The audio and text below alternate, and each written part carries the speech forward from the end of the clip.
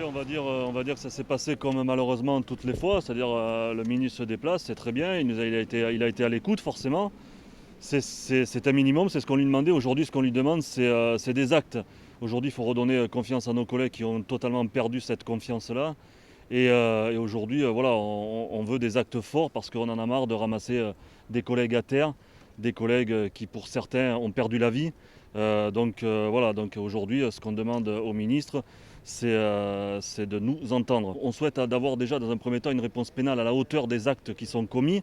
Je veux dire, voilà, on demande une tolérance zéro. À partir du moment où on s'attaquera à un fonctionnaire de police, on veut une tolérance zéro dans la réponse pénale. C'est ce que je disais encore auparavant.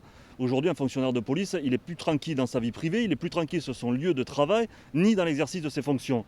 Il est temps de faire quelque chose. Je veux dire, voilà, c'est important pour nous et pour nos collègues. Bien sûr qu'on est toujours là en train de demander des effectifs. Ça, il n'y a aucun problème.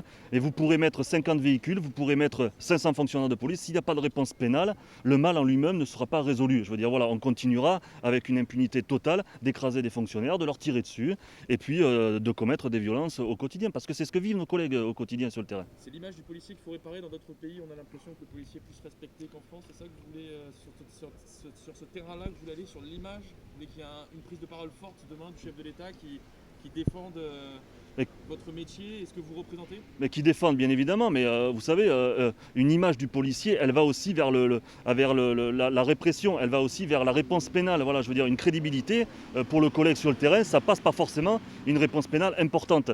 Parce que si demain, vous pouvez arrêter 50 fois la même personne, si la réponse pénale, elle est nulle, je veux dire, demain, la personne pourra dire, je m'en fous, c'est ce qu'elle se dit sur le terrain, je veux dire, on le voit bien au quotidien, quand il y a des annonces qui sont faites et des interventions médiatiques qui sont faites de l'autre côté, je veux dire, de la barrière et tout. On le voit, nous, le lendemain sur le terrain, les collègues ont les pires difficultés à récupérer ce qu'ils ont fait auparavant. Le travail est plus compliqué parce qu'aujourd'hui, on a des gens qui se sentent et qui agissent avec une totale impunité. Donc oui, il y a un gros travail à refaire. Mais pour redorer le blason du policier, il faut aussi, derrière, que la justice fasse son travail.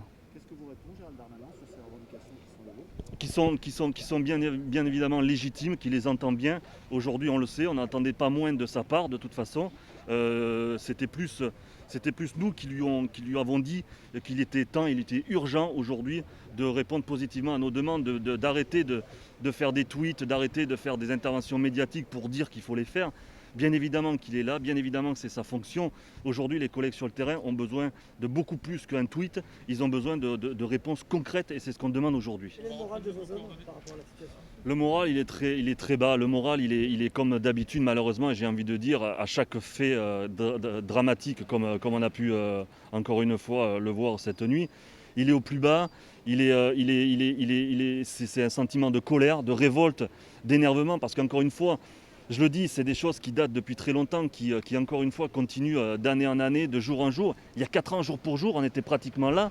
Pour Viry-Châtillon, où 4 collègues ont brûlé vivent dans une voiture, je veux dire. Qu'est-ce qu'aujourd'hui a changé? Quand vous discutez avec les collègues, et je peux vous le dire parce que j'ai été sur le terrain également, quand vous discutez avec les collègues, ils vous disent rien n'a changé. Ils ont l'impression que c'est toujours la même rengaine. Alors toujours, on nous dit, oui, on a bien pris en compte vos demandes, oui, on vous a bien compris, oui, on a bien entendu ce que vous avez à nous dire et tout. Mais qu'est-ce qui change 4 ans après? Rien du tout, puisque encore une fois, hier soir, j'ai un collègue qui est entre la vie et la mort.